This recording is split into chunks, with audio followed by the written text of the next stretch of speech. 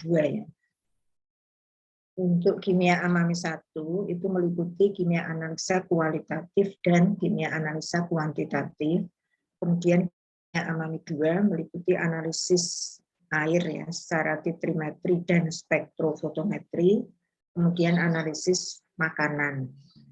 Jadi kita mulai untuk hari ini kita membahas kimia analisa kualitatif. Kemudian analisa kualitatif nanti dibedakan ada 2 yaitu analisa anion dan analisa kation. Ya, jadi kita misalnya mau memeriksa suatu sampel kandungan anion atau kationnya apa, maka kita uji dengan secara kualitatif. Kemudian untuk analisa kualitatif di sini nanti digunakan analisis secara basah ya.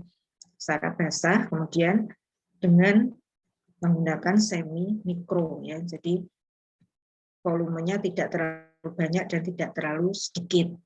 Ya, ini kimia analisa kualitatif. Kita bahas hari ini yang pertama identifikasi anion. Jadi yang dikatakan anion itu adalah suatu zat yang bermuatan negatif ya. Jadi yang bermuatan minus atau negatif. Nah, banyak jenis anion yang kita kenal. Dan sebelum masuk sini, anion apa saja coba? Anion ada yang bermuatan negatif 1, ada yang negatif 2, 3. Yang negatif 1 contohnya apa? Ada yang tahu? Anion negatif 1.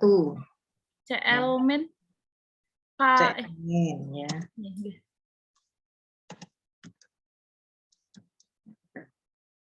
Jadi contoh yang negatif 1, golongan pertama misalnya. Tadi apa? Cl-min. Kemudian apa lagi? Kalium. Cl dan saudaranya ya, ClBr. Ya. Kemudian imin. Ya, ini satu golongan ya. Nah, ini Cl-min, Br-min, imin. Kemudian ada lagi apa?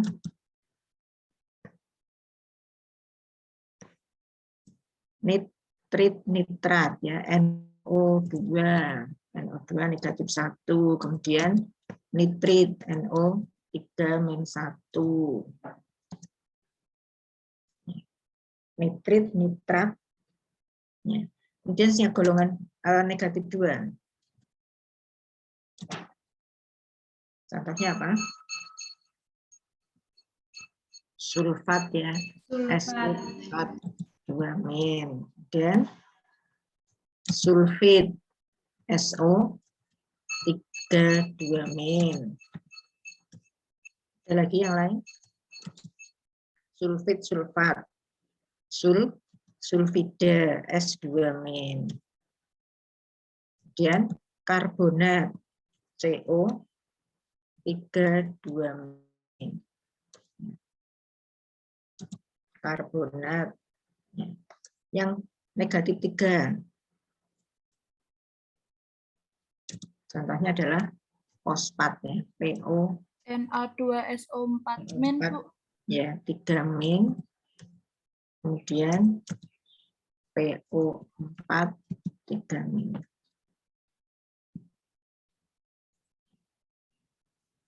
Dan sebagainya. Jadi paling tidak dari yang 2 banyak lagi ya, borak P4 O7 2-min. Jadi ini pencampur bakso ya, misalnya ini borak. Kemudian yang negatif 1 contohnya apa? HCO3-min misalnya ini. Terus asetat apa? CH3COO. Ya, asam asetat. Itu negatif 1. Kemudian yang 2 itu sebetulnya banyak ya, kromat ya. CrO4 2-min. Kemudian Cr2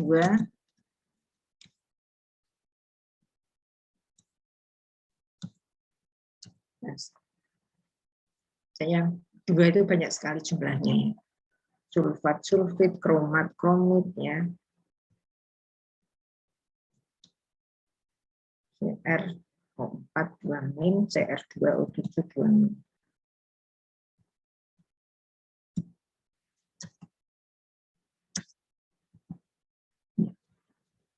Kita bahas ya bagaimana cara mengidentifikasinya.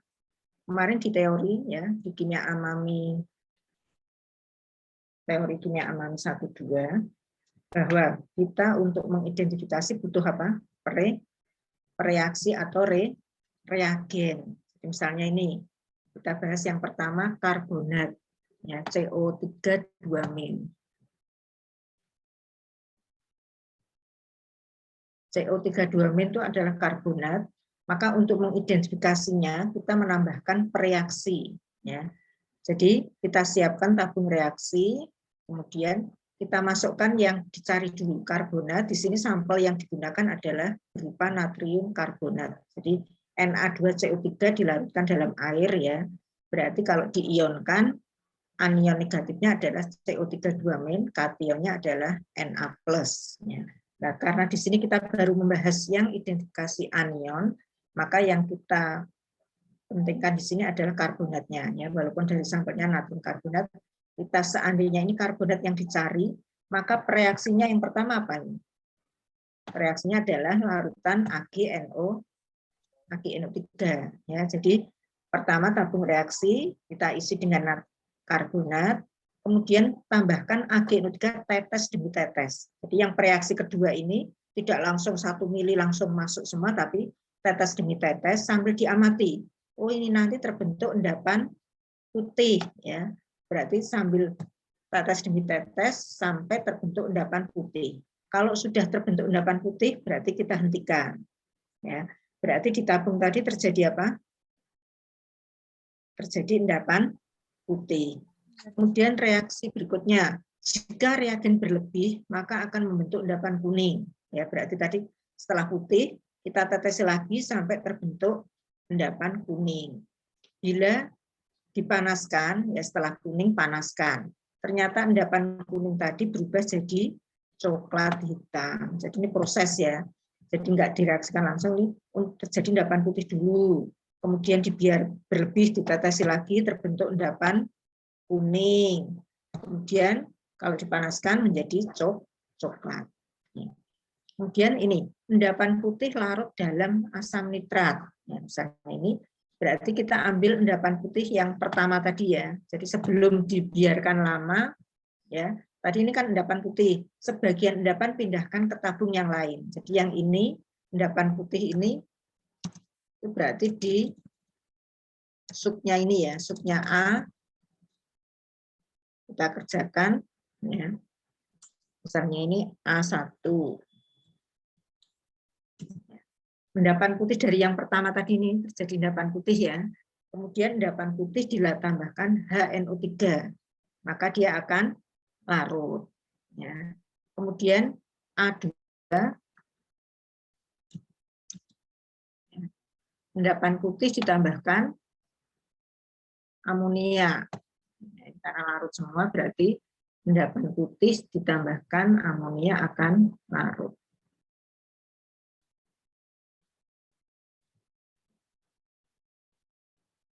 Jadi endapan putih larut dalam amonia. Jadi tadi endapan putih yang pertama ini tadi ya, yang A, sebagian dipindahkan ke tabung yang lain, tambahkan HNO3, diamati larut. Tambah sebagian kecil lagi tambahkan amonia, ini juga larut. Artinya dalam amonia larut. Kemudian reaksi yang kedua ditambah dengan asam klorida atau HCl. Maka akan terjadi apa ini?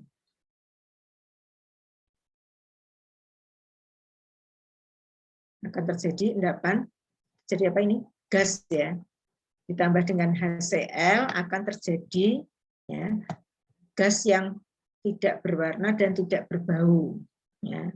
Nah, dari gas ini maka buktinya ini, bukti adanya gas CO2. Kita nggak percaya begitu saja. Apakah benar gasnya CO2? Begitu keluar gas, kita ambil ini batang pengaduk. Ya, kemarin di teori sudah ya. Batang pengaduk kita masukkan ke dalam larutan BaCl2. Ya. Tambah BaCl2, kemudian diamati. Ternyata kalau ada gas CO2 bereaksi dengan BA, ya, CO2 dengan BA, maka akan terjadi endapan putih dari BaCO3, ya. Maka akan terjadi di batang pengaduk itu akan terjadi endapan putih. Nah, ini bukti adanya tadi yang keluar adalah gas CO2. Jadi reaksi yang kedua HCl, ya. Kemudian reaksi yang ketiga, sampel karbonat dengan magnesium sulfat dengan MgSO4, ya. Jadi kalau kita mencari anion, maka kita reaksinya adalah yang kita ambil kationnya. Berarti Mg nanti bereaksi dengan karbonat, ya, menjadi endapan putih dari magnesium karbonat. Ini terjadi endapan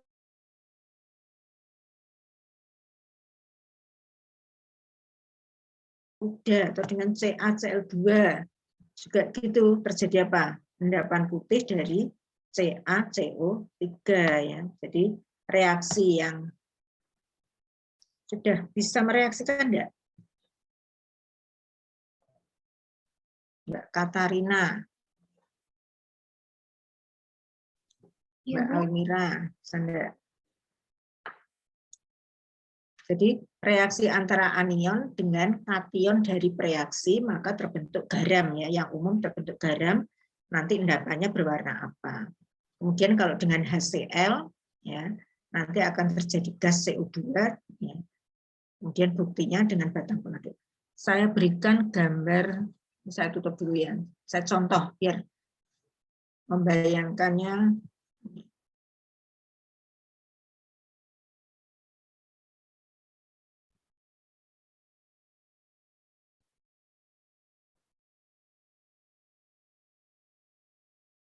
Sudah kelihatan? Dereng, Bu.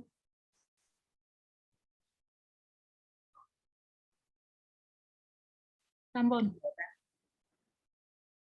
Ya, jadi bayangkan ini, kita identifikasi ini, kita siapkan tabung reaksi, ya. Diisi sampelnya tadi karbonat berarti mengandung Na2CO, Na2CO3, ya. Kita masukkan di sini kurang lebih 1 mili itu 20 tetes. Kemudian Ag-nya ini dimasukkan tetes demi tetes, maka akan terjadi endapan putih, ya. Cuma di sini belum ditambahkan, ya, tadi endapan putih ini, ya, masukkan lagi ke tabung yang lain. Berarti nanti harusnya ada gambar tabung lagi, ya. Di sini kita copy misalnya. Ya. Nanti endapan putihnya ini dipindahkan ke tabung yang lain, baru ditambahkan HNO3. Ambil lagi tabung satu lagi, tambahkan amonia. Nah, nanti akan terjadi menjadi larut. Ya, jadi dari endapan putih nanti akan larut. Jadi ini tulisan endapan akan larut. Ya, akan larut itu berarti endapan yang semula berwarna putih, maka dia menjadi tidak, endapannya hilang, ya, artinya larut. Kemudian kalau endapan putih yang masih sisa tadi kita tambahkan dengan reagen berlebih, artinya reagen berlebihnya ini apa berarti? Reagen berlebihnya yang di sini ada maksud apa? AgNO3. Jadi ini kan tadi awal nambahkan ini, ya. Jadi maksudnya dengan reagen berlebih itu ditambahkan AgNO3.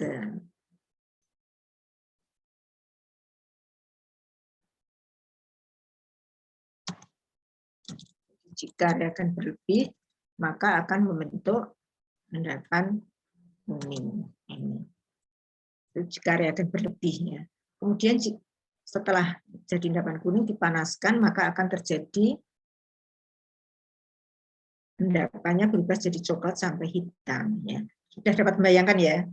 Kalau praktikum beneran berarti kita tabung reaksi, tambahkan, kita reaksikan. Karena ini kita virtual, ya. Dan yang kedua, reaksi yang kedua, karbonat ditambah dengan HCl. Terjadi apa ini?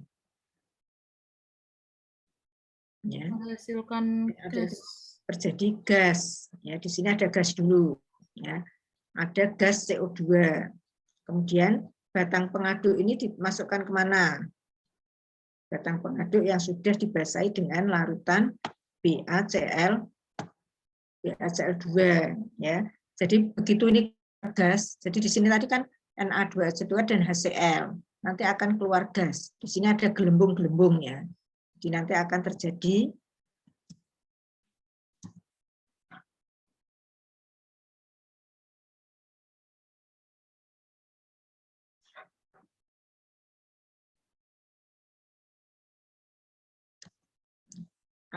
gelembung-gelembung udara menunjukkan adanya gas. Nah, kita tidak percaya saja apakah gasnya CO2, buktikan kalau gasnya CO2, batang pengaduk ini yang sudah dibasahi dengan apa? Larutan BaCl2, jadi sudah dicelupkan pada larutan BaCl2, berarti batang pengaduknya, permukaannya basah dengan apa? Ion Ba2+. Nah, begitu gas CO2 bertemu dengan batang pengaduk yang mengandung Ba2+, maka terjadi BaCO3 ini, jadi endapan putih pada batang pengaduk. Jadi seperti endapannya nempel di batang pengaduk. Itu bukti adanya gas CO2. Kemudian reaksi yang berikutnya.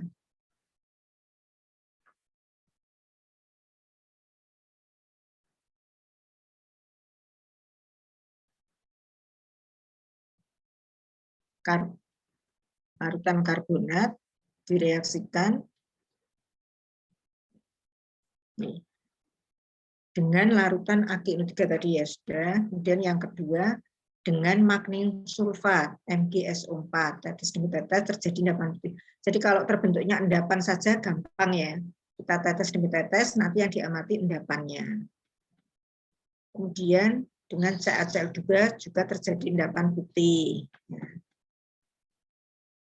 Kemudian kita anion yang kedua sulfit SO3 2-. Sulfit ditambah Ag. Jadi reaksi yang umum untuk anion adalah larutan AgNO3 ya. Jadi larutan Ag ini luar biasa ya. Dengan anion apa saja bisa diamati endapannya. Ya, di sini sulfit dengan Ag juga terbentuk endapan putih. Ya. Kemudian kalau dengan HCl, nah ini karena ini sulfit SO3 2-, ya, maka akan menghasilkan gas SO2. Ya. Bagaimana membuktikan adanya gas SO2? Ya. Kita siapkan kertas saring yang putih ya, ini kertas saring, ditetesi dengan K2Cr2O7. Saya ganti ya, K2Cr2O7 yang benar.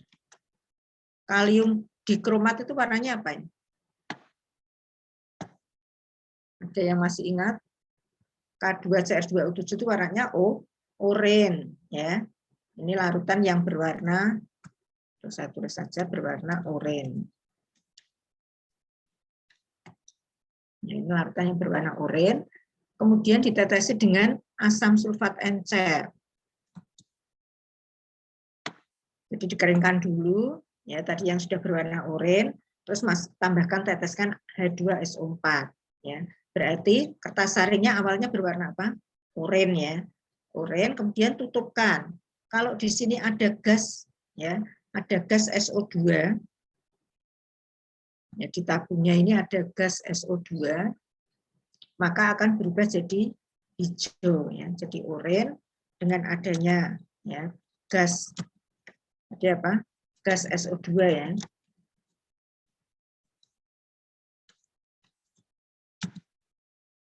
Maka akan terjadi warna oranye.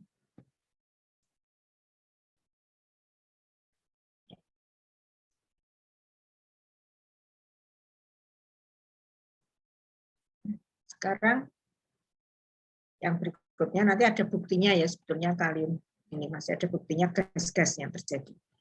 Kemudian yang berikutnya dengan kalium permanganat. Ya. K2 K2Cr2O7 terusnya ya. K2Cr2O7 ditambah asam sulfat encer, ya ini berwarna oranye.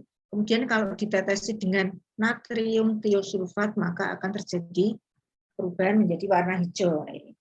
Coba ini masih digambarkan tabung. Apakah penggunaan tabung ini benar apa tidak? Reaksi ini reaksi yang menghasilkan apa? menghasilkan perubahan warna dari oranye menjadi hijau. Ya, yang tepat apa ini alatnya? Harusnya apa ini alatnya? Perubahan warna tapi tidak ada pemanasan. Berarti alat yang benar apa? Plat tetes. Ada yang sudah tahu bentuknya plat tetes itu seperti apa? Kotakan yang isinya bulatan-bulatan ada berapa? Plat tetes itu bulatannya ada 2, yang kecil 12 ya. Jadi ada bisa untuk mereaksikan 12 kali. Nah, ini lebih hemat. Kalau kita membaca prosedur terjadinya perubahan warna, maka kita amati yang kita gunakan alatnya adalah plat tetes. Jadi di sini perubahannya dari oranye menjadi hijau.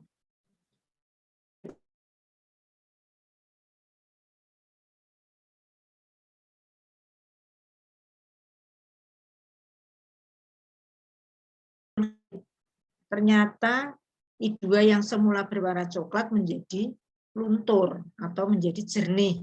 Ya. Berarti melunturkan warna. Berarti sulfit itu sudah bisa melunturkan warna apa tadi? Kalium dikromat oranye berubah jadi hijau. Kemudian I2 terjadi pelunturan warna apa coklat? Coklat ya. Pelunturan warna coklat dari I2. Kemudian kalau dengan tiosulfat, ini sudah berubah. Ya.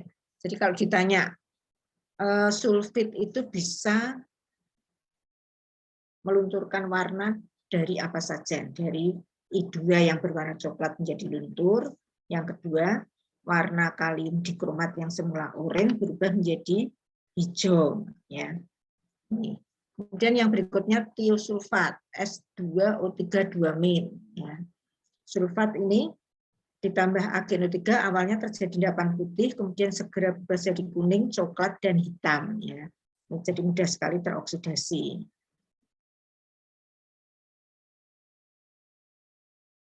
Dan yang berikutnya,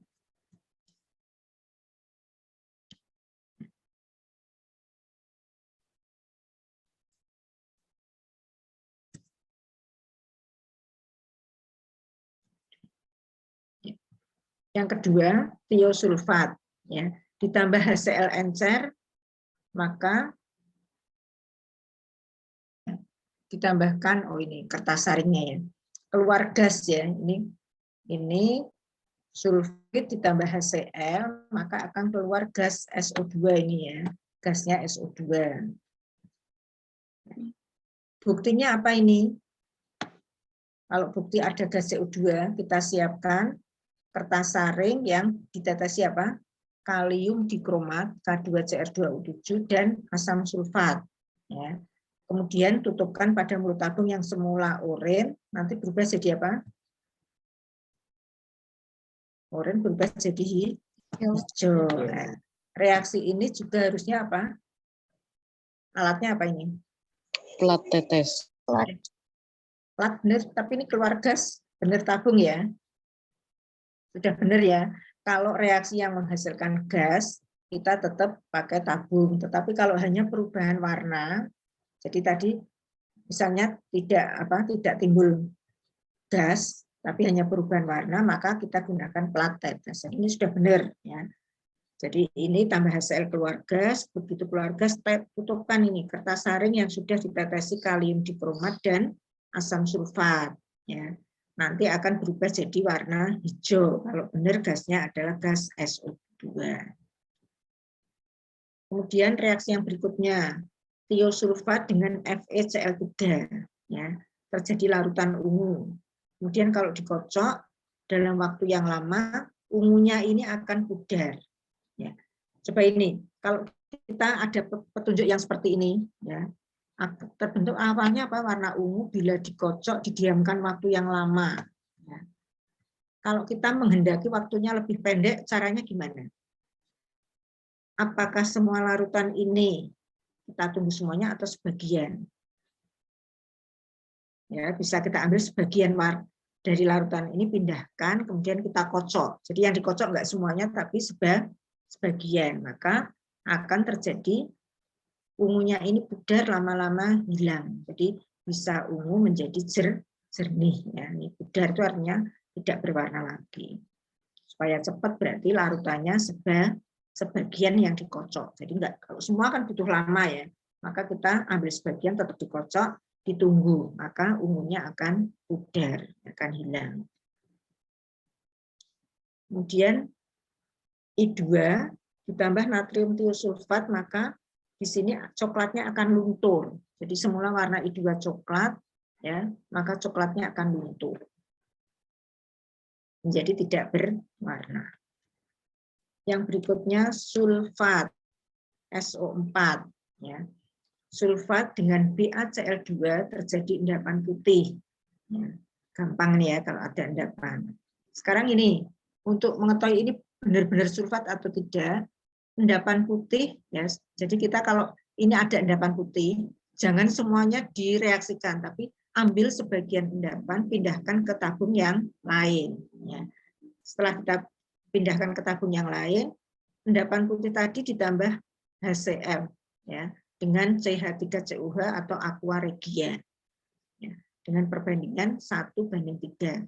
Jadi HCl pekat 1 mili, asam asetatnya 3 mili dicampur dulu. Nah, campuran ini namanya air raja atau aqua regia. Nah, endapan putih dari Ba sulfat ini kalau ditambah larutan aqua regia, maka dia ini tidak larut, tidak mau larut. Itu bahwa endapannya ini sulfat. Jadi sulfat itu sulit sekali larut, ya.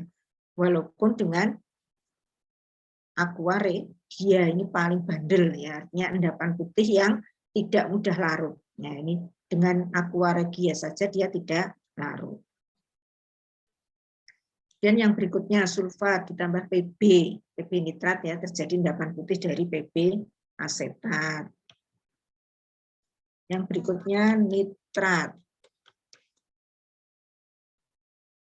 Nitrat sampelnya adalah NaNO2. Ini nitrat, ya. Natrium nitrat NO3- ditambah ferrosulfat. Ya. Setelah ditambah ferrosulfat, ya, dan asam sulfat pekat, maka terjadi cincin. Ya, ini hati-hati ya. Jadi misalnya ini 1 mili natrium nitrat ditambahkan 1 mili ferrosulfat, kocok, ya. Kemudian tambahkan yang ketiga NaNO2. Ini asam sulfat pekatnya, ya, yang ketiga ini asam sulfat pekat lewat dinding, ya. Jadi kita nambahkan ini lewat dinding, tetes demi tetes. Nah, begitu ini terbentuk cincin coklat di antara kedua larutan. Jadi nanti kalau pertama kali cincin itu terletaknya di tengah-tengah antara larutan nitrat dan ferrosulfat. Ya. Maka akan terjadi cincin coklat. Nah, ini spesifik sekali untuk nitrat maupun nitrit, ya, terbentuk cincin coklat. Reaksinya ini NaNO2 dengan asam sulfat menjadi Na2SO4. Ya. Kemudian ferrosulfat dengan asam sulfat menjadi ferrisulfat, ferrosulfat, maka akan terjadi FeNOSO4. Jadi ini reaksi cincin coklatnya ini bentuknya ini, FeNOSO4. Dan yang berikutnya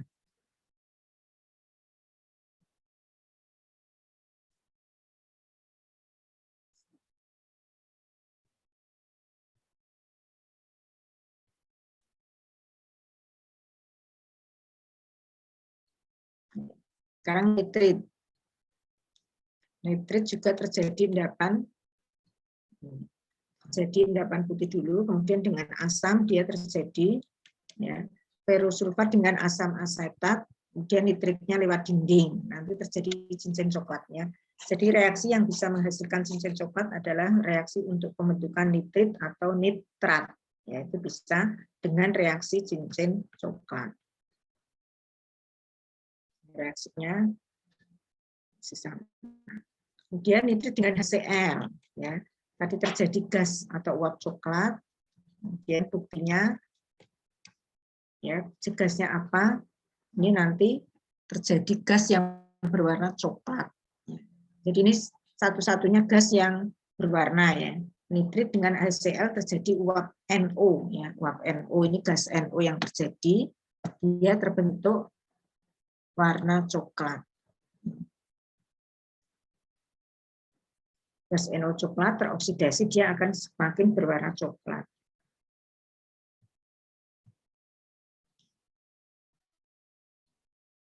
Kemudian Ki dengan NaNO2 ditambah asam terjadi gas yod amilem ya. Kemudian gas yod amilem, gas yod dulu ya. Kemudian ditambahkan kertas saring yang dibasahi dengan amilem, maka begitu ini ada gas I2, gas ungu dari apa ini? Dari I2 ya. Gas ungu dari I2, maka bereaksi dengan amilem yang ada di kertas saring, maka akan menjadi biru ya. Kertas saring yang semula ditetesi amilem jernih, begitu bereaksi dengan gas I2 langsung kertas saringnya berubah jadi biru. Ya, ini membuktikan adanya reaksi dari yod dengan amilem. Jadi gas yod amilem maka akan terjadi warna biru ya pada mulut api.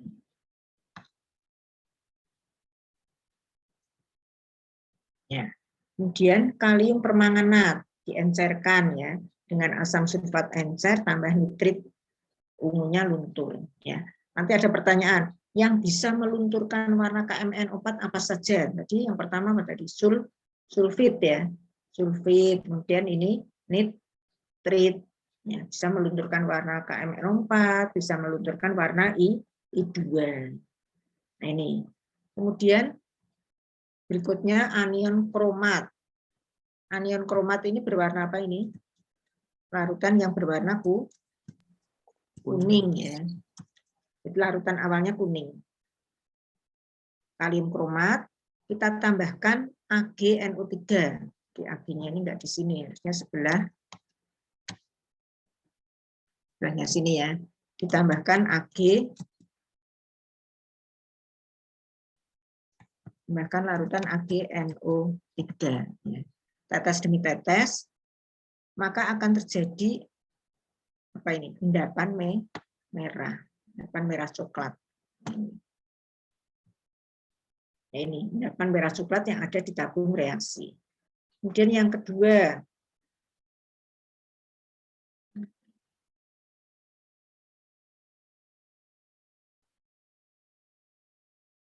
kalium kromat dengan PbN juga terjadi endapan kuning. Kemudian yang berikutnya dengan apa ini? BaCl2 juga terjadi endapan kuning. Nanti dibaca sendiri ya, sudah membayangkan ya. Analisa kualitatif itu hanya membuktikan ya. Oh ini tambah ini jadi apa lah? Kita cermati. Oh ini terjadi endapan kuning. Kuning dari bukan BaCl2 harusnya apa ini? Endapan kuning dari Ba kromat ya, BaCrCrO4. Dari kromat yang bentuk endapan kuning. Kemudian kalau dengan HCl, dia akan kalium kromat dengan HCl ini unik ya. Ternyata dia tetap berwarna kuning. Semula larutan ini kan kuning. Dengan asam dia tetap berwarna kuning. Nah, bagaimana kalau dengan basa? Ya. Ini kebalikannya. Yang dengan asam dia berubah jadi oranye ya tadi ini kuning, nanti dia akan berubah jadi oranye. Sedangkan kalau ditambahkan basa dia tetap kuning. Jadi kromat dalam suasana asam bisa berubah jadi oranye, dalam suasana basa dia tetap berwarna kuning, artinya tidak bereaksi. Ini kromat dengan NaOH menjadi tetap kalium kromatnya berwarna kuning. Yang berikutnya dikromat, ini kebalikannya kromat tadi ya. Ditambah Ag dia juga terjadi endapan merah, ini persamaan dari kromat dan dikromat. Kemudian ditambahkan Pb terjadi endapan kuning dari Pb dikromat, sama ya tadi ya. Kemudian dengan BaCl2 terjadi endapan kuning dari Ba kromat. Kemudian larutan K2Cr2O7 dengan asam dan hidroksida akan terjadi biru dulu. Kemudian timbul gas yang berwarna dan terjadi larutan yang berwarna hijau. Jadi perubahan dari biru, kemudian ada gelembung-gelembungnya, kalau dibiarkan lama akan terjadi larutan hijau. Ini artinya yang tadi ya, kromat dengan suasana asam maka akan berubah jadi hijau. Ya. Tapi sebelumnya mungkin karena ada H2O2 melewati warna biru. Ini kebalikan dari kromat ya. Kalau kromat tadi dengan HCl berubah jadi oranye, kalau ini ya kebalikannya. Dia semula oranye, dalam suasana asam dia berubah jadi atau tetap oranye. Ya, jadi ini karena dia tadi kan dalam suasana, ya ini berarti tetap. Ya. Oranye tetap oranye. Ya, kromat dalam suasana asam tetap, tapi yang tadi di kromat dalam suasana asam jadi oranye. Sedangkan dalam suasana basah dia tetap akan menghasilkan warna kuning, tidak berubah. Ini contoh ya penggambaran dari reaksi-reaksi untuk anion. Nah, untuk yang lainnya bisa dibaca sendiri ya, untuk yang tadi. Atau untuk gambaran reaksinya ada pertanyaan dulu coba. Jadi karena ini praktek kan membayangkan ya, tabung reaksi ini ditambah reaksinya dan seterusnya.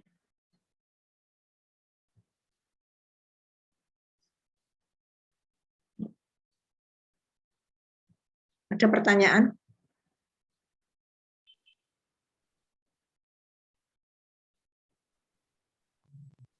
Ini sudah stop screen belum?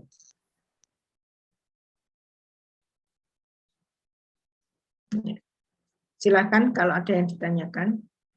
Kita kembali ke, jadi kita tadi sudah membahas sampai kalium dikromat ya. Ya, sekarang nih klorida. Klorida dengan Ag terjadi apa ini? Endapan putih. Putih ya, endapan putih dari AgCl. Kita sering ya ini. Jadi endapan putih dari klorida dengan Ag.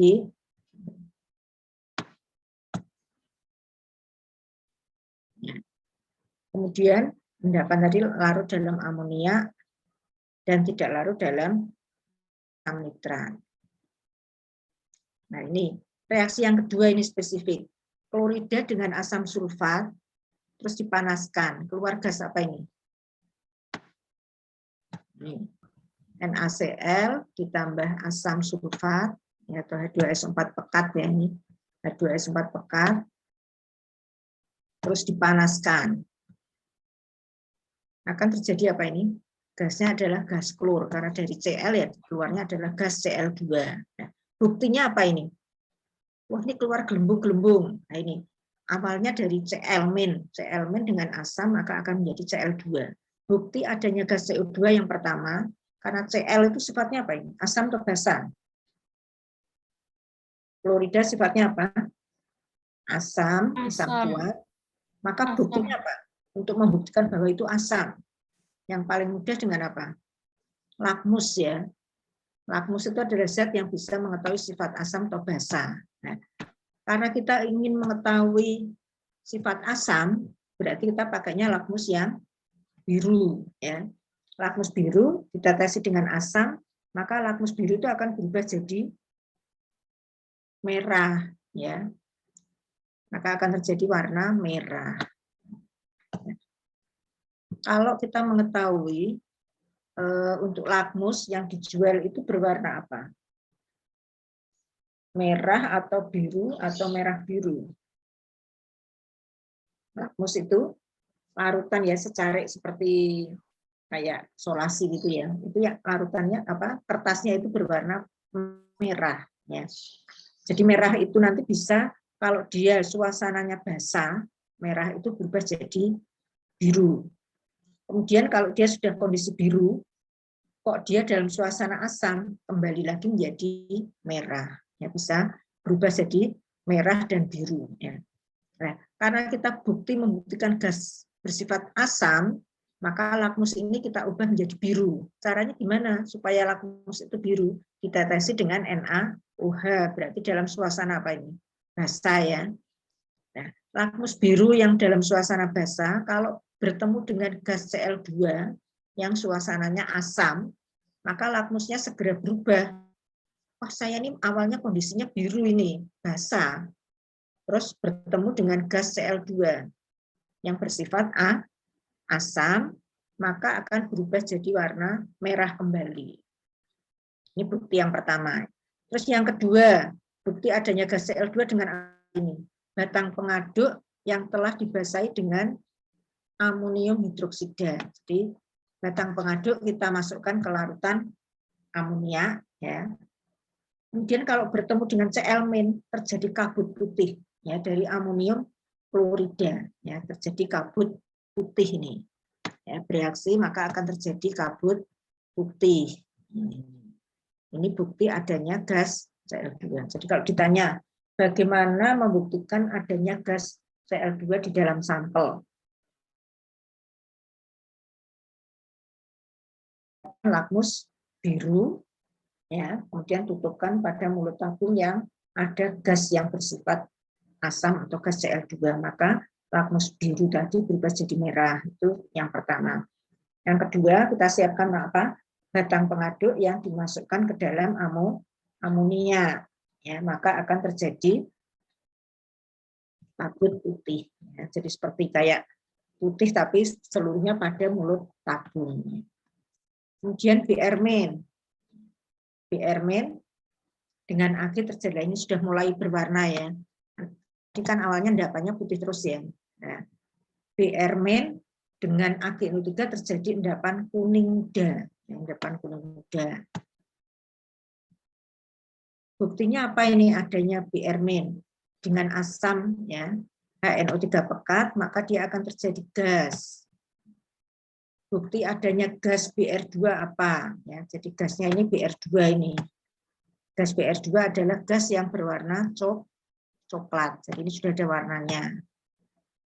Kalau Cl tadi gasnya warna putih ya. Ini coklat merah. Jadi gas BR2-nya adalah terjadi warna coklat merah. Adanya gas BR2, buktinya tadi yang pertama ini, ditambahkan kloroform. Sudah ada yang pernah memakai kloroform? Kloroform ini biasanya digunakan untuk apa? Ya. Jadi kloroform itu termasuk pelarut zat organik ya, pelarut organik. Kalau yang nitrat ini pelarut anorganik. Ada karbonnya ini ya. Pelarut organik itu mudah sekali menguap. Jadi begitu ada gas BR2, kita tambahkan kloroform yang semula ini berwarna jernih, terus dikocok. Nah, gas yang berwarna coklat merah itu akan masuk ke fase kloroform. Ya, karena ini termasuk ya pelarut nonpolar, ketemu pelarut polar yaitu air, dia tidak akan bercampur, ya akan terpisah. Nah ini, kalau terpisah maka gas BR2-nya akan masuk ke fase kloroform. Jadi ada bulatan putih, kemudian menyerap warna gas BR2 dengan dikocoknya tadi ya. Gas BR-nya masuk ke fase kloroform. Nah, ini akan terjadi warna uap coklat yang berwarna merah tadi ya, masuk ke fase kloroform. Terus bukti yang kedua, kertas sarin ditetesi apa ini? Fluoresen. Ya. Fluoresen itu awalnya berwarna kuning ya. Kemudian kalau bertemu dengan BR2, maka akan terjadi warna merah jingga pada kertas saring. Jadi kertas saring yang semula ditetesi fluoresen kuning, maka akan berubah jadi merah jingga. Ini buktinya bahwa itu ada gas BR2. Kemudian imen, ya. Imen dengan AgNO3 terjadi endapan kuning. Ya ini kuningnya nanti seperti apa? Ya, kita bedakan dengan BR- tadi ya, kuningnya itu ya kalau imen lebih muda, BR- lebih tua. Kemudian ditambahkan Ki dan asam sulfat pekat menghasilkan yang berwarna ungu. Ya kalau gas yodium ini ya, berwarna ungu, tapi kalau sudah larutan I2 dia berwarna coklat. Ya. Jadi gas yang berwarna ungu, buktinya apa? Sama dengan Biermin tadi, dengan kloroform, nanti dia masuk ke fase kloroform. Ya, gasnya itu ditangkap oleh kloroform. Dikocok, maka di kloroform akan terjadi warna ungu ya, pada datanya. Dengan PB terjadi endapan kuning, diencerkan dan dididihkan. Ya.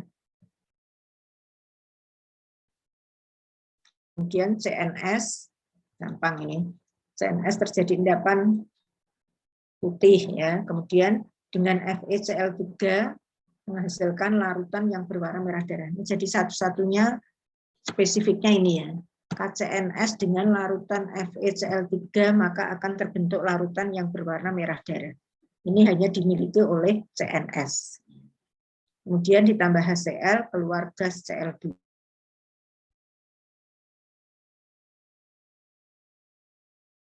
CNS. Ini masih tanda tanya ya. Apakah benar gas Cl2? Kemudian borak. Borak dengan AgNO3 terjadi endapan putih. Kemudian yang kedua terjadi reaksi nyala ini. Reaksi nyala itu alatnya kemarin apa? Kalau kita mau membentuk reaksi nyala Bursan. menggunakan cawan, alatnya apa ini? Cawan Petri. Cawan Petri, apa ya? Cawan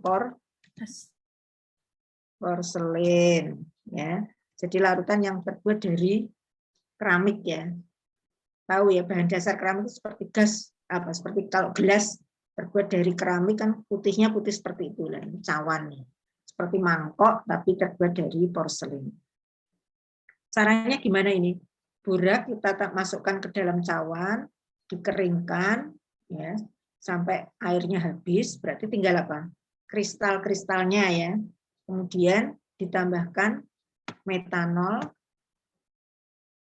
kemudian tambahkan asam sulfat, asam dulu ya, tambah asam sulfat pekat.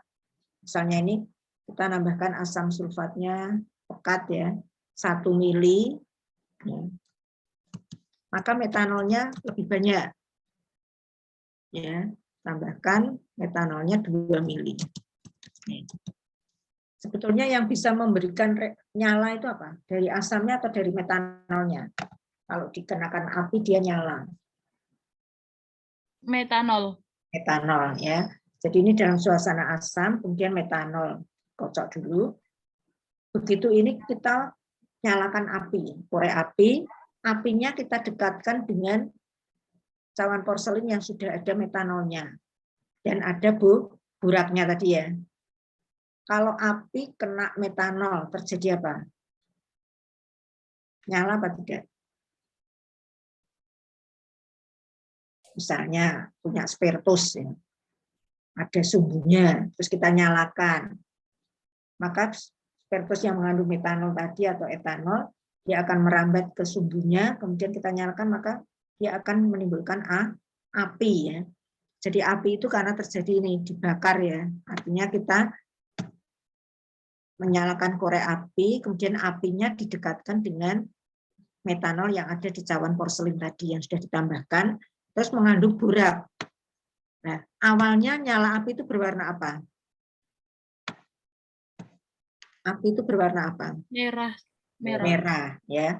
Jadi awalnya apinya merah, kemudian di tengah-tengah api yang berwarna merah itu akan muncul warna hijau ya.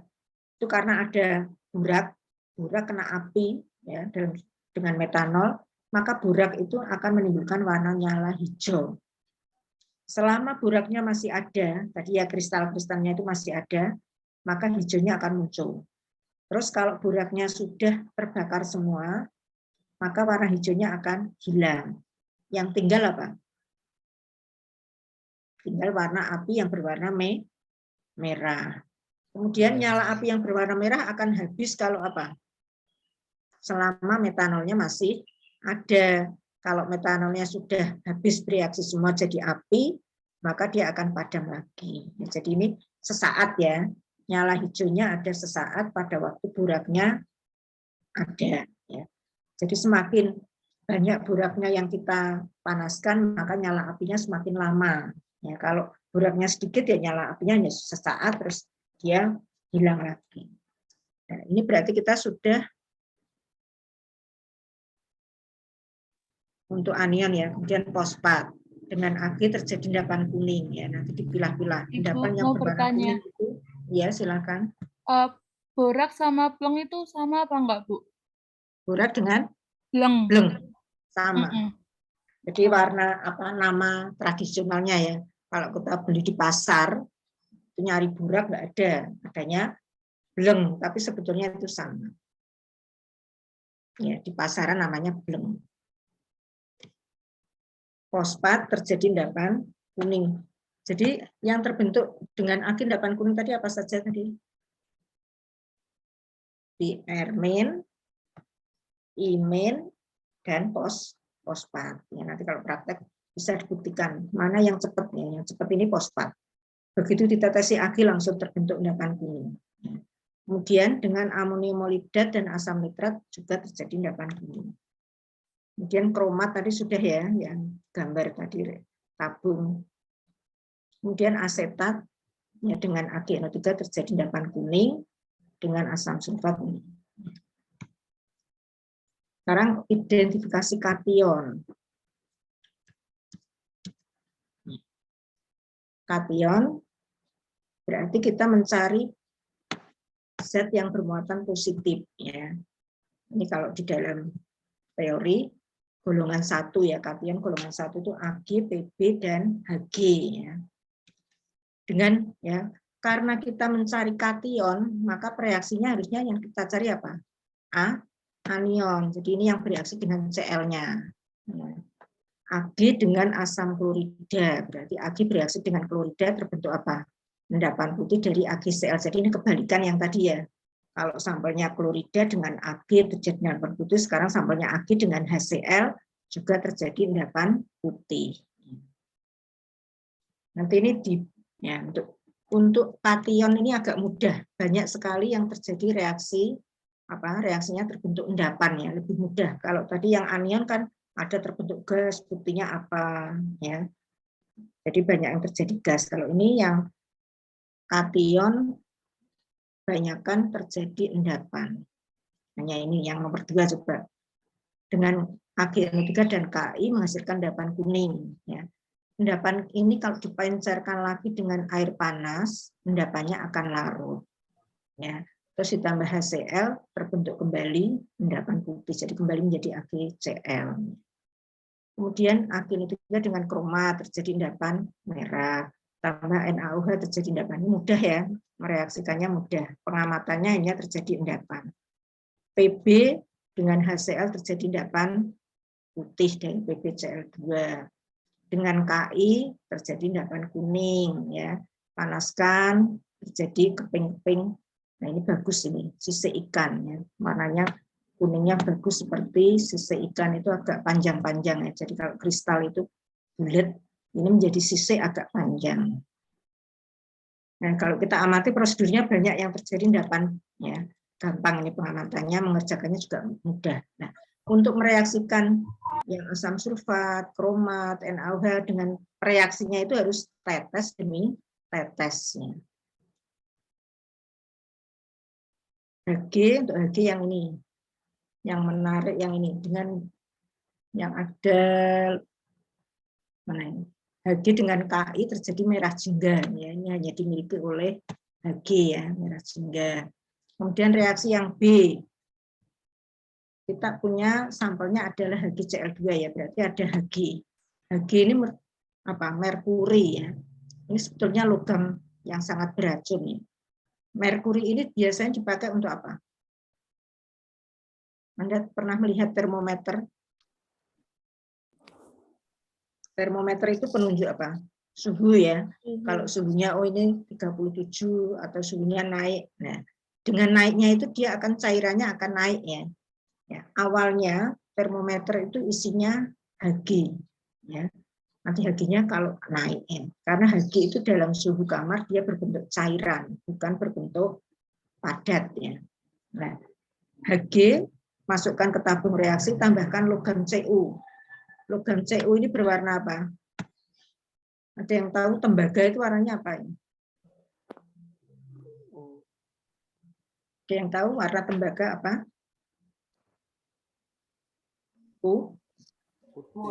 Kuning. Ya. Seperti kalau misalnya ada kabel, ya, kabel listrik itu kalau yang kecil kita buka, ya, misalnya ada yang terkelupas, kan ada warna kuning ya, ada warna kuning itu dari tembaga Cu. Cu dimasukkan ke tabung reaksi, terus ditambah asam, dipanaskan. Ya. Kalau sudah dipanaskan, nanti Hg ini akan nempel pada permukaan logam Cu yang berwarna kuning. Ya. Semula logam Cu-nya kuning, kalau bereaksi dengan Hg, di sini akan terjadi elektrolisa. Ya. Maka Hg-nya akan nempel pada permukaan Cu. Sehingga Cu-nya nanti kalau digosok, ya, akan terjadi warna abu-abu atau mengkilat. Ya. Mengkilatnya dari apa? Hg melapisi logam Cu. Ya, jadi ini proses pelapisan. Logam yang lebih mulia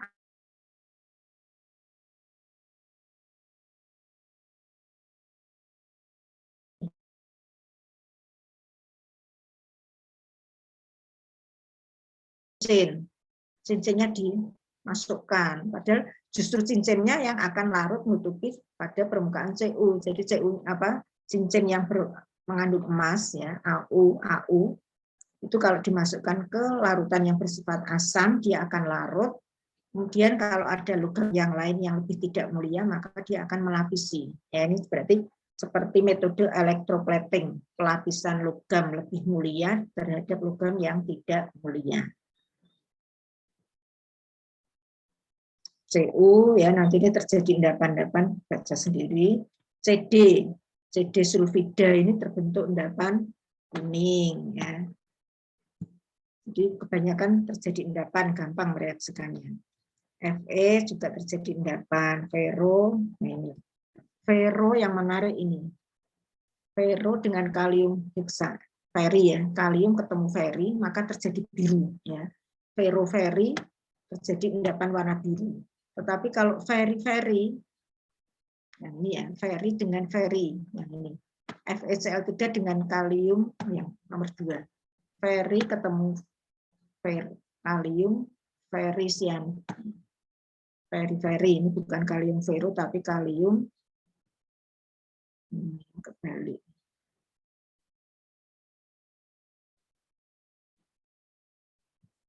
Ya. Ferro ya. Feri klorida ketemu ferro.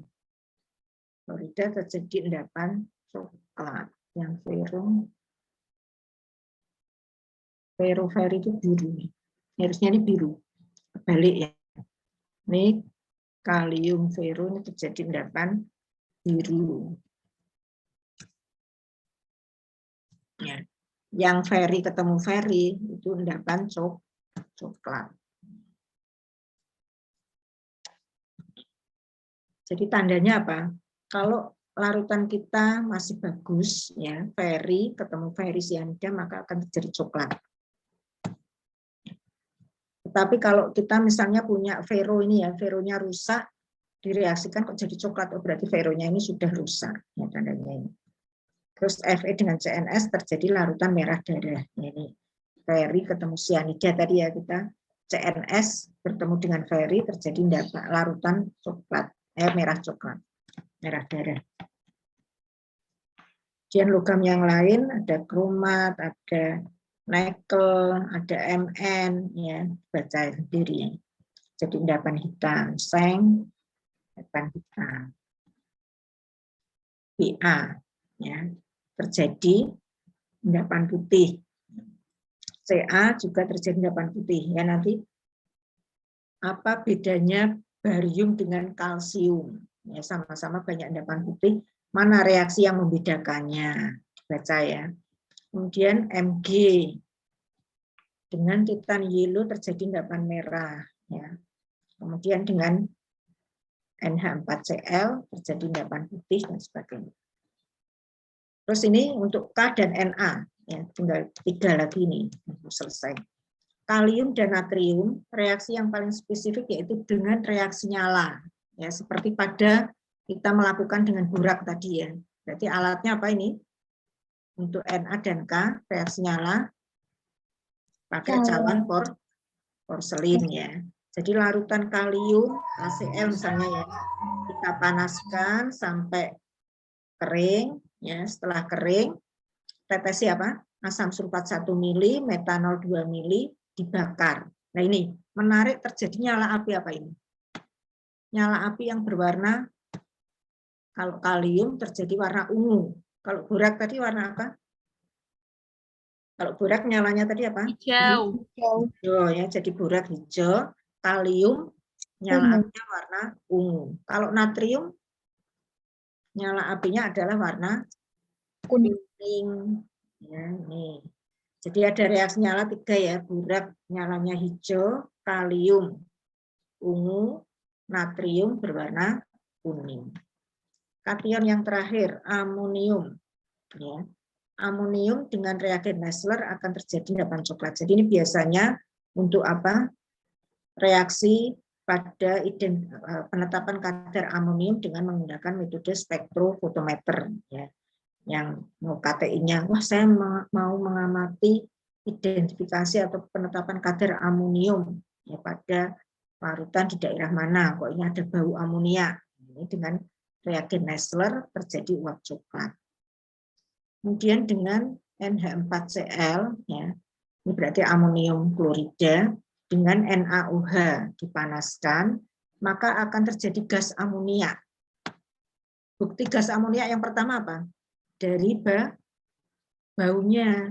Ini pada kalau Anda ke kamar mandi, ke toilet, kalau tidak bersih ya, toiletnya akan terjadi bau apa? Bau amonia. Jadi yang pertama tercium bau amonia. Identifikasi dari baunya langsung bisa. Oh, bau, berarti kita hanya membau saja gitu ya. Kemudian yang kedua, terjadi kabut putih dengan HCl pekat. Jadi reaksi seperti kebalikan tadi yang Cl ya. Gas Cl2 dengan NH4OH terjadi uap kabut NH4Cl. Ya, ini kebalikannya, amonia sudah ada ditambah HCl pekat. Juga terjadi kabut putih. Kemudian karena ini amonia itu sifatnya asam atau basa? Amonium. Sifatnya basa, maka buktinya apa? Lakmus merah maka akan berubah jadi biru ini ya. Karena dia bersifat basa gampang. Saya siapkan lakmus merah. Ya, nanti kalau ketemu amonium yang bersifat basa, maka akan jadi warna biru.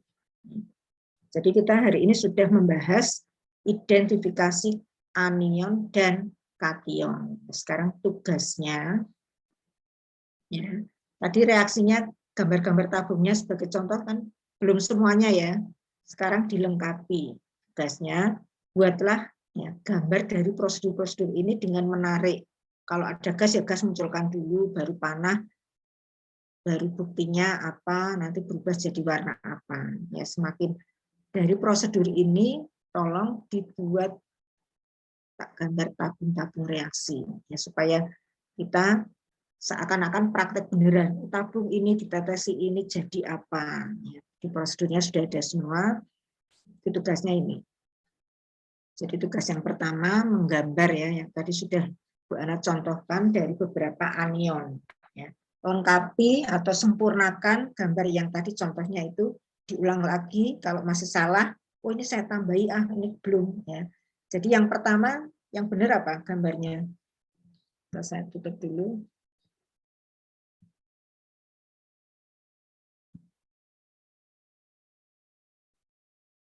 Sudah kelihatan? Sudah gambarnya. Jadi misalnya ini ya, harusnya HCl-nya tidak di bawah tapi di atas. Misalnya kita tambahkan insert panah itu ya. Biar menarik. Oke.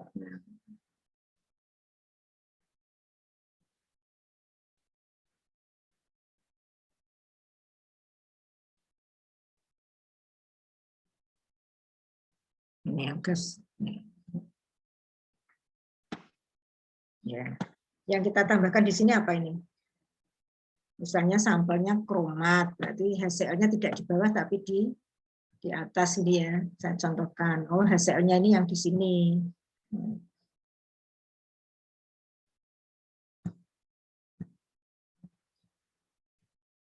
Ya, HCl-nya ini tetes demi tetes. Nanti akan terjadi ya warna larutan yang urin. Jadi urinnya itu yang di sebelah.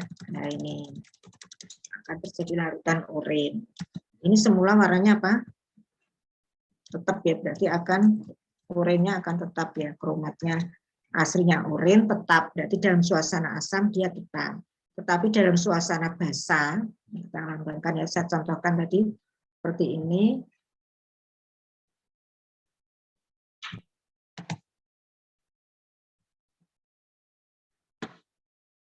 Gambarkan gini, NaOH-nya berarti yang di atas ya. Ini.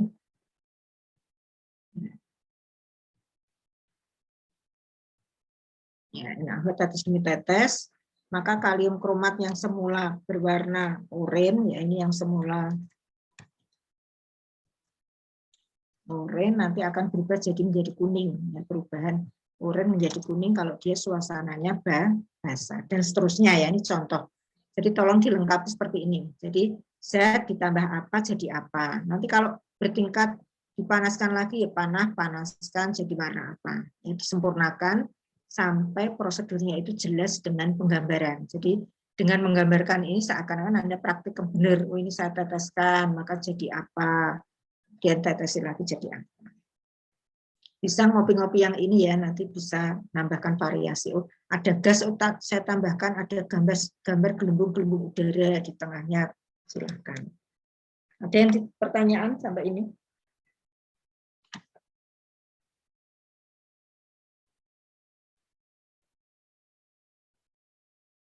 Ya. Sudah jelas ya? Kalau sudah jelas untuk pertemuan hari ini ya, untuk analisa kation dan anion, ya, kira sudah cukup. Jadi tugasnya sekali lagi menggambarkan yang belum tercover di sini, ya, identifikasi dan reaksi-reaksinya dibetulkan. Kalau ada yang contoh yang ini salah dibetulkan sesuai dengan petunjuk praktikum yang ada tadi ya. Kalau ada beberapa tahap misalnya ABC ya, gambarnya ditambahkan A, buktinya ini, B, gambarnya ini, C, gambarnya ini. Ya. Jadi disempurnakan baik untuk anion dan kation.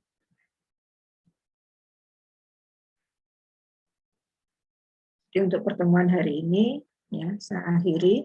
Assalamualaikum warahmatullahi wabarakatuh. Waalaikumsalam warahmatullahi wabarakatuh. Ya. Untuk minggu depan kita penetapan kadar ya, secara kuantitatif atau analisa secara kuantitatif. Bu Ana, saya tutup ya screen. Ifikasnya sudah ada belum ya, Mbak Almira? Dereng wonten niku Bu, yang praktikum kimia mami. Ya, kalau belum, salah satu WA Bu Ana nanti saya kirim materinya. Nggih. Matur suwun Bu. Ya. Nggih, Ya, monggo. sama-sama. Nggih.